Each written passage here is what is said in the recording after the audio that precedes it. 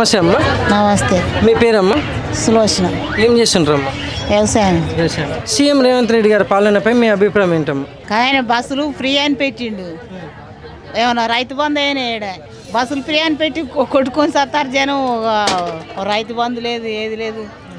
ఓట్లకు మిల్లుల కానీ మిల్లులు అన్ని సీల్ చేసి ఆ మిల్లులు వాళ్ళు మిల్లులు ఒడ్లు కొనట్లేరు. ఐకేపీలల్లా ఒడ్లు అన్నీ ఆగుతాయండి. ఇక ఆయన చేసిన పని మంచి ఏముంది ఇప్పుడు. అదే ఇక 6 గ్యారెంటీల విషయానికి వస్తే గ్రామాలలో ఏ విధంగా అభివృద్ధి జరుగుతుందంట? గ్యాసులు ఫ్రీ అని గ్యాసులకు ఫ్రీ అకౌంట్లో వన్నే పడతలేవు.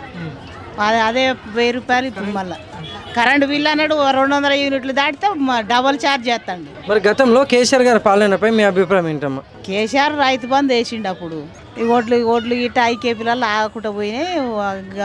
ఈయన రేటు పెంచిండు వడ్లకు, ఇంకో 100-200 పెంచిండు. థ్యాంక్స్ అమ్మా.